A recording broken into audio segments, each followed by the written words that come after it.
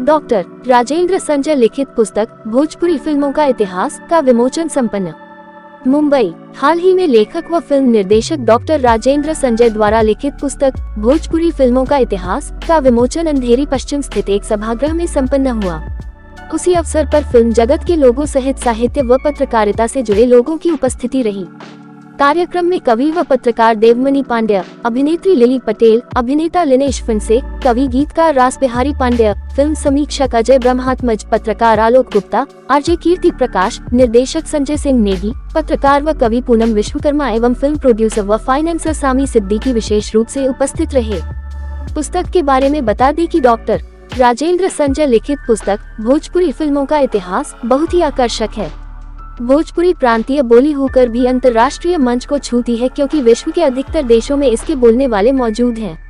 हालांकि पहली भोजपुरी फिल्म गंगा मैया तोहे पियरी चढ़ाइबो सन 1962 में बनी थी, लेकिन भोजपुरी बोली ने पहली भारतीय बोलती फिल्म आलम आरा में ही अपना चकमक प्रभाव दिखा दिया था, जो सन 1931 में बनी थी, जिसमें भोजपुरी गीत दरस बिन मोरे हैं तरसे नैन प्यारे मुखड़ा दिखा जा मोहे ने दर्शकों का मन मोह लिया था।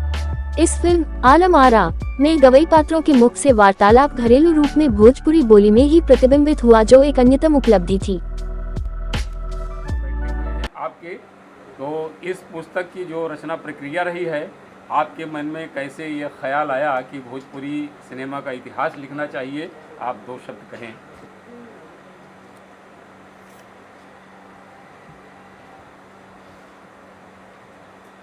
वैसे तो बचपन से ही मेरा झुकाव रहा था फिल्मों की तरफ। कुछ करना है, कुछ बोलना है, कुछ करना है, सिर्फ बैठे नहीं रहना है। और अगर लेखक बनना है तो लेखकीय जो गुण होता है वो भी बहुत ज़रूरी होता है, ताकि आप लिख सकें, आप लोगों को बता सकें लिखकर। तो उस तरह का चांस मुझे मिला, उस तरह का सौभाग्य मुझे मिला, और मैंने आगे चलते चलते ये किताब आखिर में भोजपुरी फिल्मों का इतिहास तैयार हुई। ये किताब और छप कर अभी आप लोगों के सामने, आप लोगों के हाथों में प्रस्तुत है। राजेंद्र, इसके सोर्सेस इकट्ठा करने में आपको कितना वक्त लगा और पुस्तक को पूरा अंजाम तक पहुंचाने के लिए कितना वक्त लगा, लिखने में कितना वक्त लगा? ये तो बहुत बड़ा सवाल है और बहुत बड़ा इसका उत्तर भी आएगा, क्योंकि मैटर इसमें बहुत ज़्यादा है और इसके लिए पूरा स्टडी करना बहुत ज़रूरी है। बिना स्टडी किए हुए किसी बात को अगर करना है, बताना है आपको किसी के बारे में, तो उसका प्लस माइनस सब सारी चीज़ों का गुणगान करना ज़रूरी होता है। तो वो सारी चीज़ों को ध्यान में रखते हुए मैंने लिखना शुरू किया। लिखने से पहले मैंने रिसर्च करना शुरू किया कि ये कहाँ से स्टार्ट हुआ है और कहाँ से कहाँ तक पहुँचा है, कैसे पहुँचा है, रास्ते में कितनी कठिनाइयाँ आई हैं। उन सारी कठिनाइयों का जिक्र करना भी ज़रूरी होता है, तब मालूम होता है कि उस चीज़ की पर्सनालिटी क्या है, उसकी कीमत क्या है, ये जानना बहुत ज़रूरी होता है। इसलिए मैंने जब शुरू किया काम, तो इसमें आप सोच सकते हैं कि 50 साल का हिस्ट्री लिख रहा हूँ मैं, तो 50 साल के लिए तो कम से कम आपको कई महीनों की इसमें ज़रूरत पड़ेगी। स्टडी करके अच्छी तरह से मीमांसा करके फिर उसके बारे में प्लस माइनस लिखना ज़रूरी हो जाता है। वो मैंने किया, और इसके लिए एक खुशी की बात यह है कि मेरे पास टेलीविज़न था, मेरे पास सब जो सुविधाएं होती हैं आजकल के पत्रिकाओं के ज़रिए, माध्यम सब मुझको मिलते रहे, और मैं उन पर देखता रहा, पढ़ता रहा, लिखता रहा।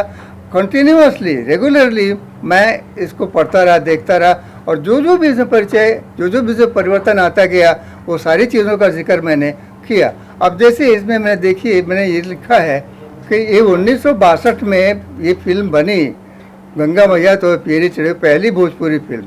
लेकिन जन्म से पहले 31 साल पहले 1931 में पहली हिंदी फिल्म बनी थी, बोलती फिल्म आलम आरा।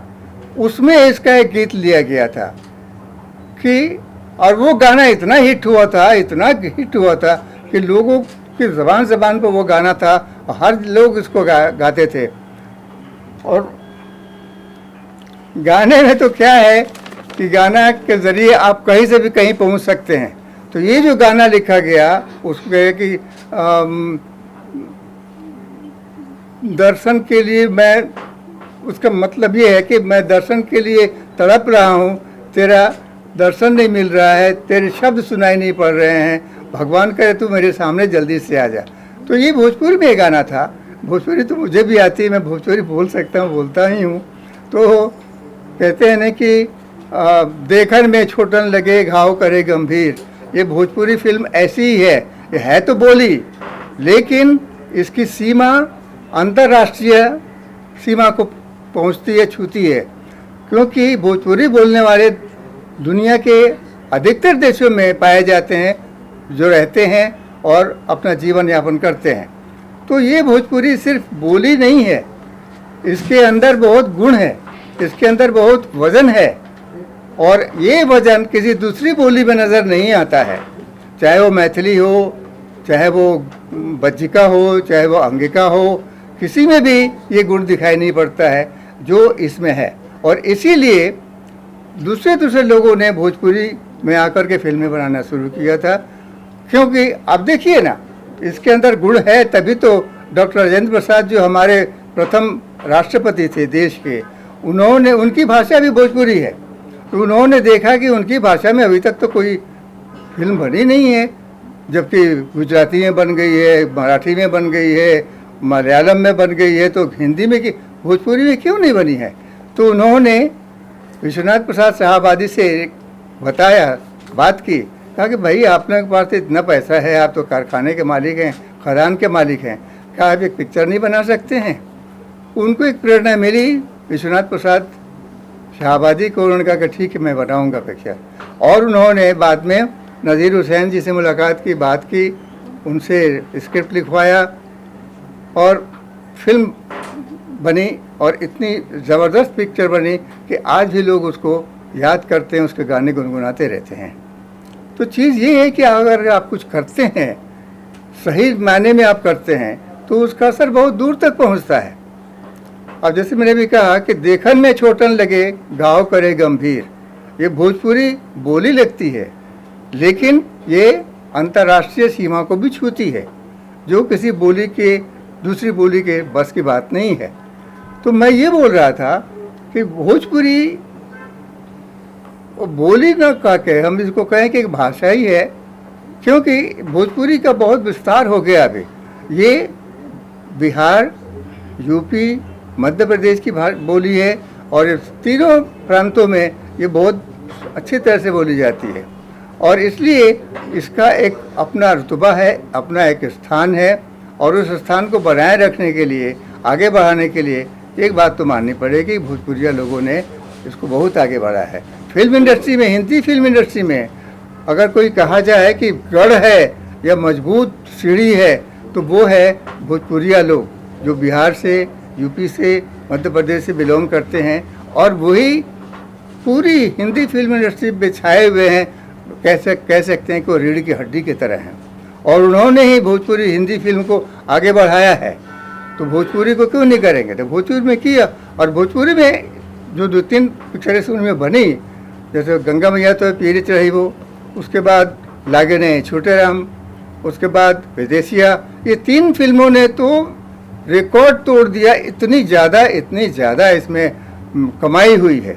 मैं एक बात और बताऊँ कि भोजपुरी की एक दूसरी जो अद्वितीय मिसाल है, वो ये है कि जब ये पिक्चर बनी और रिलीज हुई थिएटर्स में, सबसे पहले बनारस के प्रकाश टाकीज में ये रिलीज हुई थी। उसके बाद बिहार के जितने भी थिएटर, छोटे छोटे शहर हैं, उस शहर में जितने भी थिएटर हैं, सब ने इसको अपनी इज्जत का सवाल बना लिया, कहा कि हमारे थिएटर में भी ये पिक्चर रिलीज होगी। तो जितने भी थिएटर थे उस शहर में, वहाँ के सारे थिएटर में ये पिक्चर लगी, जो आज तक। सॉरी सर, इंटरप्ट किया, आप माफ़ी चाहते हैं इसके लिए। सवाल ये है सर कि सबसे पहले तो मैं आपको शुक्रिया कहना चाहता हूँ कि आपने भोजपुरी सिनेमा के इतिहास को डॉक्यूमेंटेड किया, इसे कागज़ पर उतारा, इसके लिए सबसे पहले तो आपको साधुवाद और शुक्रिया। सर सवाल यह है कि आज के इस दौर में जब डिजिटल इतना मजबूत है, इंटरनेट इतना मजबूत है, ज़्यादातर चीज़ें पब्लिक डोमेन में है। आपने जो कहानी बताई, मुझे लगता है यहाँ मौजूद ज़्यादातर लोगों को कहानी पता होगी कि राजेंद्र प्रसाद ने, हमारे महामहिम ने, किस तरह से कहा कि भाई किताब लिखी, आप फिल्म बनाइए। जब सब कुछ इंटरनेट पे है, ऐसे में क्या ऐसी चीज है, क्या ऐसी जानकारी है जो आपकी किताब में मिलेगी जो इससे पहले पाठकों को, ऑडियंस को नहीं पता थी? क्या उसके लिए आपने कुछ लोगों के इंटरव्यूज किए? क्या आपने कोई ऐसे एक्सक्लूसिव जानकारी इकट्ठा की जिससे आप हमें शेयर कर सके कि भैया ये एक चीज है जो मेरी किताब में मिलेगी? बस देखिए, जब इतिहास हम लिखने बैठते हैं तो उसमें ये देखा जाता है इसका प्लस माइनस क्या है, वो सारी चीज़ों का उसके बारे में बोलते हैं। बाकी जो दूसरी चीज़ें होती हैं वो दर्शक हो जाते हैं, वो उसके गवाह बन जाते हैं और वो उसके साक्षी बनने के बाद आगे अपने अपने विचारों को व्यक्त करते हैं। जो इतिहास लिखने की बात है वो इतिहास इतिहास ही होता है। भोजपुरी का इतिहास हो या हिंदी का इतिहास हो, उसमें कोई भी डिविएशन नहीं हो सकता है।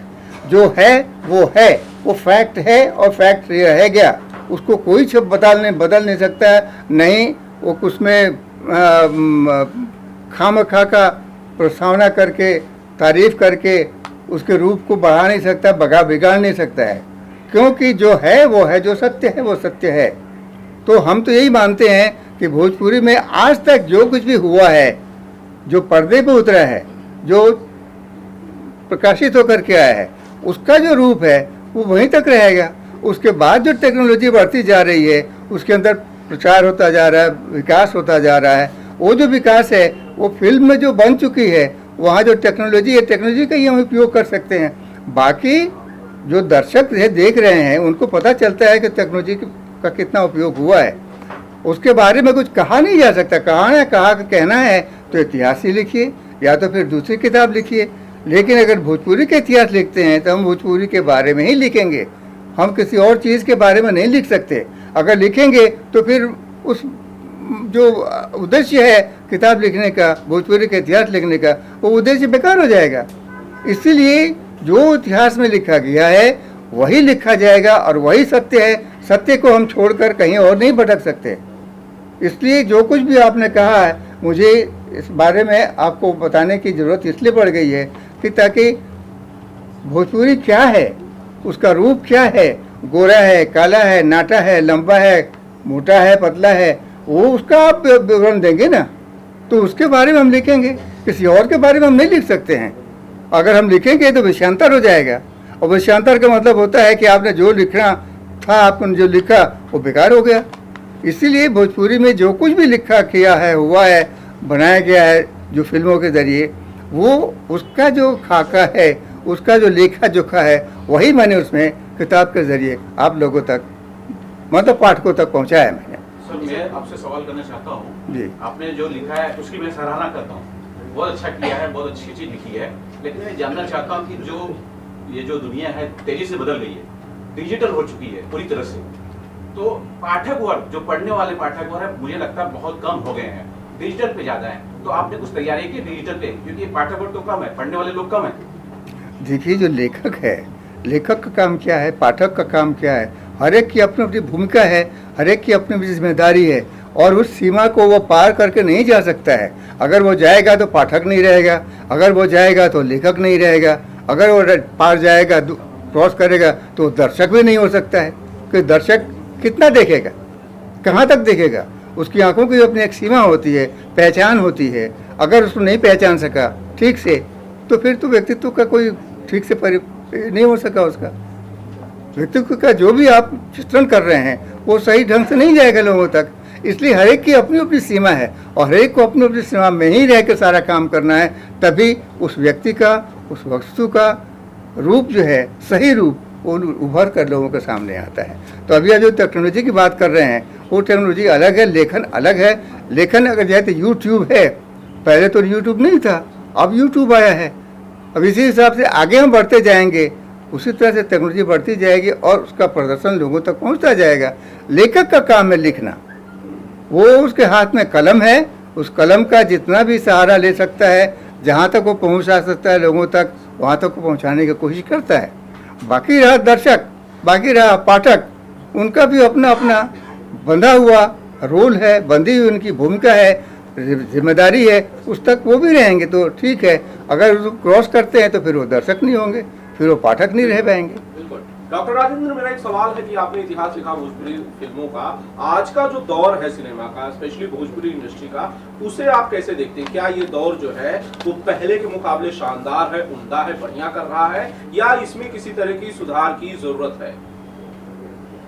देखिए, हम लोग मानते हैं परिवर्तनशील दुनिया है और हर चीज़ में परिवर्तन बहुत ज़रूरी होता है। उसका रूप, श्रृंगार, सब कुछ बदलता रहता है। एक ही जगह एक ही तरीके से उसका रूप आप 50 साल तक, 100 साल तक नहीं खींच सकते हैं। उम्र का भी एक तकाजा होता है, ज्ञान का भी तकाजा होता है, अनुभव का भी तकाजा होता है। जैसे जैसे को अनुभव मिलता जाता है वैसे वैसे अपने विचार बदलता जाता है और उसी विचार को लेके जो ज़रूरी है उसको व्यक्त करता जाता है। तो हम यही कहेंगे कि जो भी विचार है, आज का जो विचार है, कल वो ज़रूरी नहीं है कि वो सही रहेगा। हो सकता है उसमें कुछ मिलावट आ जाएगी, कुछ उसमें वृद्धि हो जाएगी, घटाव नहीं होगा उसमें सिर्फ वृद्धि होगी और उसके रूप में कुछ परिवर्तन आएगा जो उसके रूप को आगे बढ़ाएगा, खूबसूरती को बढ़ाएगा। ये चीज़ है, ये हम ये मानते हैं कि माध्यम का सबसे पहला गुण क्या है कि जो उसके सामने आता है उसको वो कैच करता है।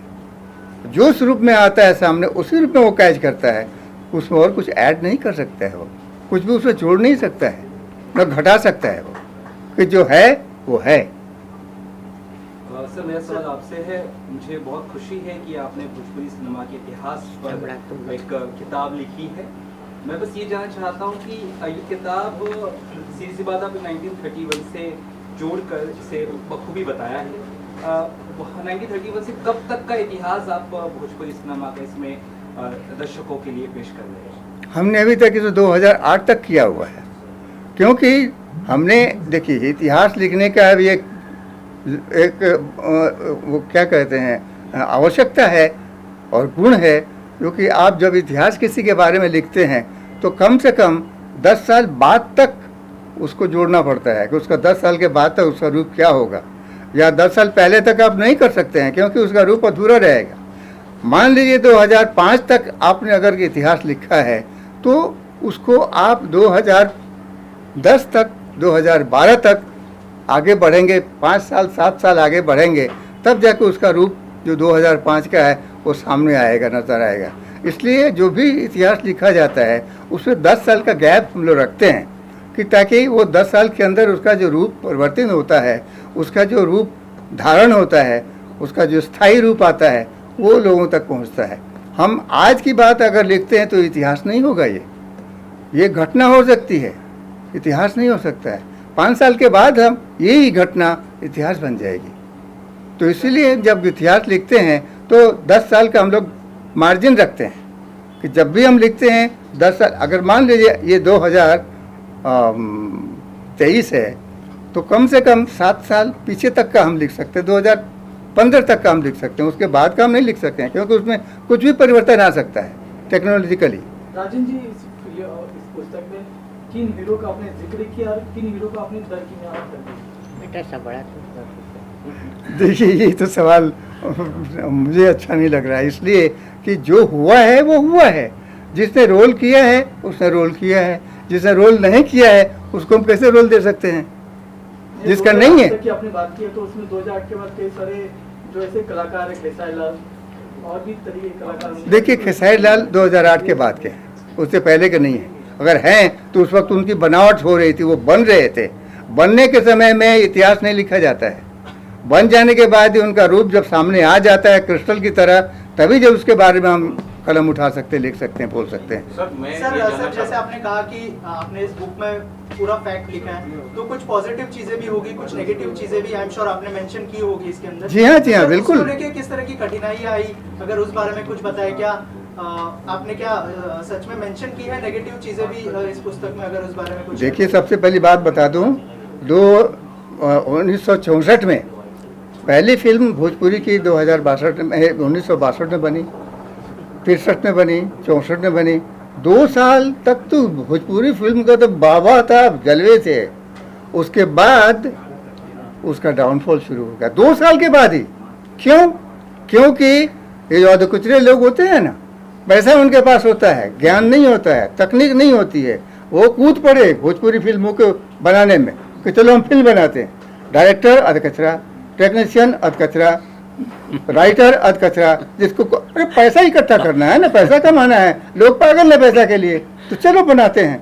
तो नतीजे क्या हुआ, 1964 के बाद फिल्में खत्म होने लगी। 1968 के बाद तो एक भी फिल्म नहीं मिली, बनी नहीं, बंद हो गई सब। 1977 तक 10 साल के पीरियड में एक भी फिल्म नहीं बनी है। क्यों? क्योंकि लोगों में लालच आ गई, लोगों में पैसा बनाने का। अरे कुछ तो दीजिए, आप कुछ देंगे, कुछ ध्यान त्याग करेंगे तो आपको कुछ मिलता है और उसका फल भी मिलता है। आप त्याग ही नहीं करेंगे, आप लूटने के चक्कर में रहेंगे तो आपको क्या मिलेगा? नतीजा ये हुआ कि भोजपुरी फिल्म बंद हो गई 10 साल तक। 1977 में फिर से 10 साल के बाद, 10 साल ही कहेंगे ना, वो जो पिक्चर थी दंगल करके आई पिक्चर, और रंगीन बन के आई। क्योंकि अगर वो ब्लैक एंड वाइट होता तो शायद लोगों में उतना इंटरेस्ट नहीं आता, लेकिन उस इंटरेस्ट को क्रिएट करने के लिए दंगल को रंगीन बनाया, और वो पिक्चर इतनी सुपरहिट हुई कि फिर से दूसरी गाड़ी भोजपुरी फिल्मों की चालू हो गई, दूसरा दौर शुरू हो गया। और ये 1977 से लेके 1979 तक ये पिक्चर का दूसरा दौर चलता रहा, और एक के बाद एक टेक्निक। सोचिए ना, फिल्में हर साल बढ़ती गई। 1986 में 19 फिल्म बनी है, जो आज भी रिकॉर्ड है। किसी भी बोली में इतनी बड़ी फिल्म नहीं बन पाई है। एक साल में 19 फिल्म बनाना कोई छोटी बात नहीं है। सर, मैं ऐसी कोई रोचक जानकारी मेरे पास एक है, जैसे कि भोजपुरी गायक गाने की वजह से और फिल्मों की वजह से मनोज तिवारी को हिंदुस्तान मिली, हिंदुस्तान के बाहर डाक टिकट इशू हुआ था, जो बहुत बड़ी बात है। ऐसी कोई रोचक जानकारी इस पुस्तक में तो आप जरूर बताइएगा। अरे भाई, एक रोचक ही है ना। अमिताभ बच्चन को छोड़ा ना, अमिताभ बच्चन भाग के चले आए कि हम भोजपुरी फिल्म करना है, हमको एक्टिंग करना है। मिथुन चक्रवर्ती चले आए कि हमको एक्टिंग करना है भोजपुरी में। क्यों दूसरी फिल्मों में नहीं गए, दूसरे भाषाओं में बोली में नहीं गए, क्यों भोजपुरी में ही आए? आप, मैं कहने का मतलब है, कुछ तो आपके अंदर कोई खास बात है, तभी तो लोग आएंगे ना। रवि किशन क्यों आ गए, हीरो बन गए वो, क्यों इतनी जल्दी बन गए वो? सोचने वाली बात है ये कि आपके अंदर कोई गुण है कि आप लोगों को प्रोजेक्ट करते हैं, आप लोगों को हाईलाइट करते हैं, और उस तरह से हाईलाइट करते हैं। कुछ कोई गलत चीज़ नहीं है, आप जो हैं वही उसको फोकस में मार डालता है और वही लोगों को तक दिखाई पड़ता है और लोग उसको पसंद करते हैं। सर, उनका ये कहना है कि अपने मुकेश मनोज तिवारी जी के लिए कुछ इसमें कुछ लिखा है कि उनके बारे में कुछ बातें। बिल्कुल, मनोज तिवारी भी तो उनके बारे में भी लिखा हुआ है। सर, ये भोजपुरी फिल्मों आप पढ़ेंगे तो आपको पता चलेगा उसमें है कि नहीं। जी जी, गिरावट आई भोजपुरी फिल्म, उसको जिसको जिम्मेदार किसको मानते हैं? देखिए, उसके लिए जिम्मेदार कौन है? मैं वही तो बोल रहा था कि अधकचरे लोग अंदर हो गए, पैसा लेके चले आए। लोगों को पैसा चाहिए था और चले आए, अधूरा ज्ञान लेकर के चले आए। न उनको टेक्नोलॉजी की मालूम थी, न उनको कोई आगे का कहानी के बारे में कोई, न डायरेक्शन, न राइटर, सबके सब ऐसे थे। तो इनसे क्या चलेगा? कोई भी चीज़, अधूरी चीज़ आप लेके आएंगे, अधूरा ज्ञान लेके आप आएंगे, तो जो प्रोडक्ट सामने आएगा उसको कौन लाइक करेगा? कोई भी लाइक नहीं करेगा। राजेंद्र जी, जैसे आज के जमाने में कोई कचरा है आपकी नजर में? एक मिनट, जो सवाल आप कर रहे हैं उसी सवाल का अगला स्टेप है कि आपने 2008 तक इतिहास लिखा, इसके बाद का भविष्य आपको कैसा दिखाई पड़ रहा है भोजपुरी का? देखिए, अभी जो कुछ भी दिखाई हम जो देख रहे हैं, पहली बात, एक तकनीक बदल गया है, टेक्नोलॉजी बदल गई है, बोलने का, कहने का सब कुछ चेंज होता जा रहा है। तो इस हिसाब को लेकर आज के जो भी टेक्नीशियन हैं, जो इस चीज़ को देखते हैं, जानते हैं, समझते हैं, वो इस बात को जानते हैं कि हम किसी चीज़ को कैसे हाईलाइट करेंगे। अगर तकनीक बदल गई है तो उसको कैसे एक्सप्रेस करना है, ये उसकी जिम्मेदारी है। वो लोग का काम है ये कि आज जो कुछ भी हो रहा है, आज का जो टेक्नीशियन है, आज का जो फोटोग्राफर है, आज का जो राइटर है, डायरेक्टर है, आज का जो सिंगर है, आज का जो म्यूजिक डायरेक्टर है, आप देखिए ना, म्यूजिक में भी कितना परिवर्तन हो गया था। जो शुरुआत की म्यूजिक था, बाद का म्यूजिक था, और आज का म्यूजिक देखिए कितना परिवर्तन आ गया। क्या आप कहेंगे कि ये हिंदुस्तानी म्यूजिक है? क्या हिंदुस्तानी संगीत है? ऐसा आप कह सकते हैं सुनकर, उसको गाना सुनकर? क्यों? क्योंकि परिवर्तन दुनिया का नियम है। आज जो भी है कल जाके बदल जाएगा वो। तो इसलिए हम जो कुछ भी कर रहे हैं, जो कुछ भी कह रहे हैं, वो सिर्फ हम रिकॉर्ड कर रहे हैं कि जो हो रहा है उसी को हम रिकॉर्ड करके आप तक पहुंचाते हैं, है ना। आपने कहा मनोज तिवारी, आपने कहा कि बदलाव प्रकृति का नियम है, तो आज का दौर जो है वो ऑनलाइन का दौर है, तो आप पुस्तक लेकर क्यों आ रहे हैं? कुछ खास बात? देखिए, ऑनलाइन सबके बूते की बात नहीं है। ऑनलाइन के लिए सामने तो कुछ चाहिए ना आपको देखने के लिए। कौन लाएगा? लिखेगा तभी तो आएगा ना सामने। बेसिक चीज़ क्या है, रूट क्या है? लिखना, लेखन। लेखक अगर है तो कलम से लिखता है वो, और उस कलम को वो तकनीक के ज़रिए वो चेंज करता है, चाहे ऑनलाइन पे जाए या फिजिकल पे जाए। चीज़ तो वो है, आप तक वो चीज़ पहुंच कैसे रही है, उस टेक्निक की सबसे बड़ी खूबसूरती है, ज़रूरत है उसकी। लिली जी, आप कुछ कहना चाहेंगे? लिली जी, मैडम, वो आपने जो भोजपुरी नृत्य नाटिका की थी वही दैया, उसके बारे में इन लोगों को बताइए। मुझे तो याद नहीं है भाई बाबा। जब मैं when I was a young, जब मैं छोटी थी, हीरोइन थी, तभी मैंने वही दैया की थी। अभी मुझे कुछ भी याद नहीं है। उसका एक मुखड़ा याद है, क्योंकि at that time I was a dancer. तो नृत्य नाटिका थी और कोई भोजपुरी प्रोड्यूसर ने बनाई थी ये नृत्य नाटिका। तो उसमें राज कपूर साहब चीफ गेस्ट बन के आए थे, और इन्होंने काफ़ी सारी भोजपुरी भाषा भी की थी, आर्टिस्टों की भी की थी, सबकी की थी। और इसमें मैं हीरोइन का रोल कर रही थी। इसमें एक गाने का मुखड़ा मुझे याद है, वो थोड़ा सा गलत हो तो पता नहीं। घूंघट है एक शाम सलोना, नैना है दो तारे, ज़्यादा ना तड़पाओ गोरी, हम है रूप के प्यासे, के घूंघट खोलो ना, के घूंघट खोलो ना। ऐसे ही नृत्य नाटिका होती थी, उसमें मैंने काम किया था। भोजपुरी पिक्चर में अभी तक मुझे कोई प्रोड्यूसर ने बुलाया नहीं तो otherwise I am very interested to do the different type of role. Sanjay भाई पिक्चर बनाएंगे, और मेरे बाजू में भी एक प्रोड्यूसर बैठा है, वो भी बनाएंगे और बुलाएंगे। तो ये एज में भी मैं तो टिल माई डेथ में स्टेज की रंग देवता की पूजा करना चाहती हूँ। बुलाएंगे तो काम करने जाएंगे। नॉट डिफिकल्ट, कोई भी लैंग्वेज में काम करो, मुश्किल नहीं होता है। सर, आप हाँ जी, आप क्या कहेंगे अपनी बुक के बारे में? सर, एक मिनट ना भाई, आपकी तरफ से क्या विशेष है, क्या कुछ कहना चाहिए? नहीं, मैं इतना कहना चाहूँगा कि आप सभी बात अभी कर रहे थे कि डिजिटल का ज़माना है और उसमें ये बुक लिखी गई है, तो सबसे पहले तो बहुत बहुत इनका अभिनंदन करना चाहिए कि उन्होंने इतनी मेहनत की डिजिटल के ज़माने में। और जो बुक पढ़ने वाले हैं वो बुक ही पढ़ते हैं। कितना भी मोबाइल लेके आओ, मोबाइल पे 50 बार उंगली घुमाओ, ये घुमाओ, बहुत मगजमारी। तो मेरे हाथ में अगर बुक आएगी तो मैं पहले बुक पढ़ूंगा। तो बहुत बहुत धन्यवाद है इनका कि ऐसे डिजिटल के ज़माने में इन्होंने बुक लिखी है, और ये उम्र के पड़ाव में, तो उनके लिए बहुत बहुत धन्यवाद करना चाहिए इनका। मैं एक दो शब्द कहना चाहता हूँ भोजपुरी के बारे में। लेखक तो सबसे बड़ा होता है, जो हर चीज भोजपुरी लेखन पे ही रहती है ना। स्टोरी अच्छी है तो कचरा भी चल सकता है। जब भोजपुरी के इतिहास के लेखक is a backbone of the story. वो लेखक हो चाहे वो गीतकार हो, ये सब बैकबोन ही होते हैं। और वो जो चित्रित करते हैं, बताते हैं कि हम किस रूप में हैं और कहाँ जा रहे हैं। अब आपको बताया मैंने कि जब भोजपुरी का सपना चढ़ा और लोगों ने भोजपुरी में फिल्में बनानी शुरू, भोजपुरी शब्द को लेकर, भोजपुरी टॉपिक को लेकर हिंदी में फिल्में बननी शुरू हुई थी। उस वक्त एक फिल्म बनी थी खिड़की में एक गाना रखा गया था, भोजपुरी में गाना था, वो हिंदी फिल्म थी, भोजपुरी में रखा गया था, और वो था गांधी जी के ऊपर।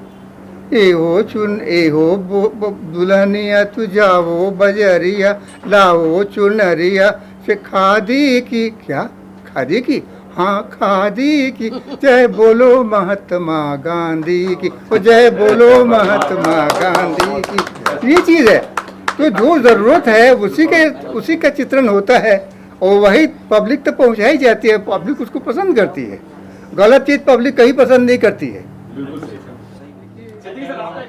मैं बेसिकली फाइनेंस से हूँ, प्रोड्यूसर भी हूँ, लेकिन भोजपुरी पिक्चरों का अभी रीजनल फिल्मों का टाइम अच्छा है और अगर पिक्चरें बनेगी और अच्छी पिक्चरें बनी, विद सब्जेक्ट अगर अच्छे हो तो डेफिनेटली भोजपुरी पिक्चरें भी चलेगी।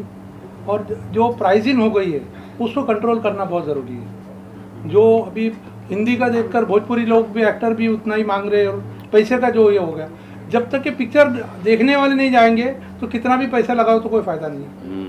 पिक्चर देखने वाले जाना चाहिए थिएटर में, और ये सब पिक्चरें थिएटर की है। ये इस पे जब आना ही है, किस पे डिजिटल पे आनी है वो बात की है, पहले थिएटर में आदमी जाना चाहिए और थिएटर में लोग नहीं जा रहे। ये सब में बड़ी दिक्कत है। मेरे ख्याल से आप गलत नहीं हूँ, अब तो सब पार्टनर हो गए, सब फिर केसारी हो, मनोज तिवारी हो, सब पार्टनर बन गए। तो ये गलत है सर। एक जमाने में सिर्फ हीरो होता था, हाँ। कभी प्रोड्यूसर नहीं होता था। ये हिंदी का ही सीख के सब लोग उधर गए। सलमान पार्टनर हो, हाँ, वो पार्टनर तो हिंदी नहीं सिखाया है सबको। ज्यादा चलते हैं। मनोज तिवारी गायक होते हुए भी हीरो बन गए। आप ये बताइए, मनोज तिवारी गायक होते हुए भी हीरो बन गए, कैसे बन गए? कहीं तो कुछ हुआ है, तालमेल तो कहीं कुछ हुआ है ना। पहले के लोगों में ये तालमेल नहीं था, वो सीधे लोग थे। अब सब प्रोड्यूसर बन गए सर, अब सब प्रोड्यूसर बन गए। वो प्रोड्यूसर, जो एक्टर प्रोड्यूसर बने उनको बोला पैसे लगाए, तो पैसे नहीं लगाए। अब आप देखिए ना, फिल्मों का बजट कितना आगे बढ़ गया है। क्यों?